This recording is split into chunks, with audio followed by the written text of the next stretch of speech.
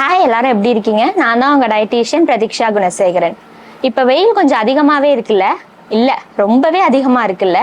இந்த சம்மர் சீசன்ல நம்ம எந்த மாதிரி ஃபுட் சாப்பிட்றது மூலியமா நம்ம ஹைட்ரேட்டடாக வச்சுக்கலாம் அப்படின்னு பார்க்க போகிறோம். அதாவது சூப்பர் ஃபுட்ஸ் ஃபார் சம்மர்.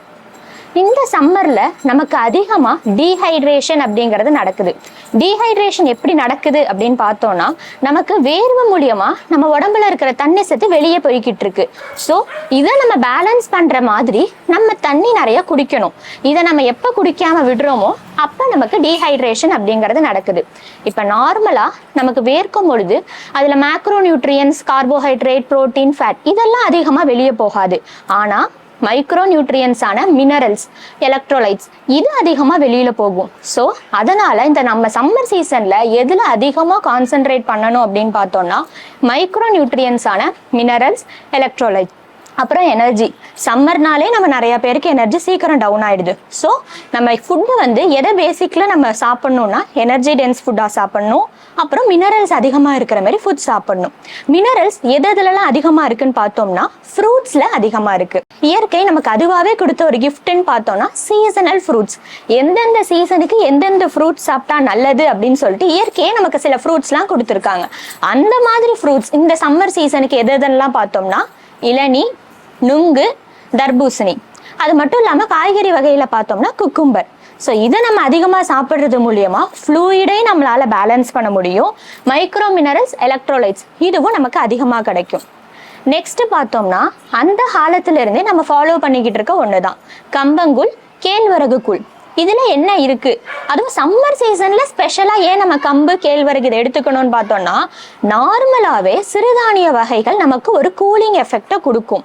அது மட்டும் இல்லாம கம்பு, கேழ்வரகுக்குள் நம்ம எப்படி செய்வோம், அதுக்கு எக்ஸ்ட்ரா கூலிங் எஃபெக்ட் ஆட் பண்ற மாதிரி சின்ன வெங்காயம், முருங்கைக்கீரை, மோர், அப்புறம் அந்த கூழை நம்ம மண்பானையில வச்சு எடுத்துப்போம். ஸோ இது மூலியமா நம்ம உடம்புக்கு குளிர்ச்சி கிடைக்குது. ரொம்பவே முக்கியமான கொஸ்டின் இந்த சம்மருக்கு எல்லாருமே கேட்கறது, எவ்வளோ தண்ணி குடிக்கணும் அப்படிங்கிறது. என்ன கேட்டிங்க அப்படின்னா, இவ்வளோ லிட்டர் தான் தண்ணி குடிக்கணும், இவ்வளோ லிட்டர் தான் தண்ணி குடிக்கணுங்கிற லிமிட் எதுவும் கிடையாது. ஏன்னா நமக்கு வாட்டர் நீடுங்கிறது அவங்களுடைய பாடியை பொறுத்து சேஞ்ச் ஆகும். அவங்களுடைய வெயிட்டை பொறுத்து சேஞ்ச் ஆகும், அவங்களுடைய உள்ள நடக்கிற இன்டர்னல் ப்ராசஸ் பொறுத்து சேஞ்ச் ஆகும். ஸோ வாட்டர் அப்படிங்கிறது இவங்க இவ்வளோதான் குடிக்கணும் அப்படிங்கிறது கிடையாது. ஆவரேஜா மென்னா இருந்தாலும் சரி, விமனா இருந்தாலும் சரி 2.5 3.5 லிட்டர்ஸ் வரைக்கும் வாட்டர் குடிக்கணும். அதுவும் இந்த சம்மருக்கு. ஸோ வாட்டர் குடிக்கணும் அப்படின்னா 2.5 லிட்டர்ஸையும் நம்ம தண்ணியா மட்டும்தான் எடுத்துக்கணுமா அப்படின்னா கிடையாது. வீட்டில் நம்ம என்னென்ன பண்ணலாம்? ஸோ நம்ம ஃப்ரூட் சாப்பிடணுங்கிறத தெரிஞ்சுக்கிட்டோம். எதுக்காக? மினரல்ஸ் நமக்கு லீச் அவுட் ஆகுது வேர்வை மூலியமா அப்படிங்கிறதுனால. அப்போ ஜூசஸ் எடுத்துக்கலாம். எலும்பிச்சம்பழம் ஜூஸ் எடுத்துக்கலாம். எலும்பிச்சம்பழம் ஜூஸ்ல நம்ம என்ன ஆட் பண்ணுவோம்? ஒரு பிஞ்ச் ஆஃப் சால்ட்டை ஆட் பண்ணுவோம், சுகரை ஆட் பண்ணுவோம். நம்ம சால்ட் அப்படிங்கிறது நமக்கு சோடியம் நம்ம வேர்வை மூலியமா வெளியேறுது இல்லையா? ஸோ அதை காம்பன்சேட் பண்ற மாதிரி இருக்கும். இன்னும் ரெஃப்ரெஷிங்கா இருக்கணும்னா அதுல மின்ட், நம்ம புதினா ஆட் பண்ணிக்கலாம். ஸோ அடுத்து மாதுளை ஜூஸ் எடுத்துக்கலாம், அப்புறம் வாட்டர்மெலன் ஜூஸ் எடுத்துக்கலாம். இல்லை எனக்கு அப்புறம் ஆரஞ்சு ஜூஸ் எடுத்துக்கலாம், கிரேப்ஸ் இந்த மாதிரி ஜூஸஸ் எடுத்துக்கலாம். இல்லை எனக்கு ஜூஸ் வேண்டாம் அப்படின்னா நம்ம பழமா கூட கன்சியூம் பண்ணிக்கலாம். இந்த மாதிரி ஃப்ரூட்ஸ்ல ஃப்ளூயிட் கண்டென்ட் இருக்கிறதுனால நமக்கு 2.2 அந்த 2.5 to 3.5 லிட்டர்ஸ் வாட்டரை இது மூலியமா கூட எடுத்துக்கலாம்.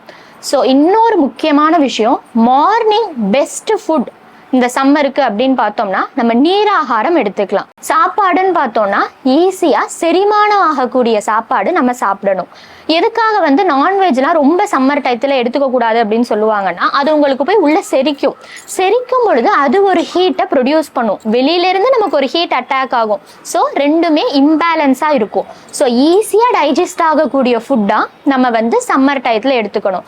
அதனாலதான் இந்த சம்மர் டயத்துல காரமா இருக்கிற ஃபுட்ஸ் எல்லாம் நம்ம அவாய்ட் பண்ணிக்கிறது நல்லது. நெக்ஸ்ட் பார்த்தோம்னா கீரை வகைகள்.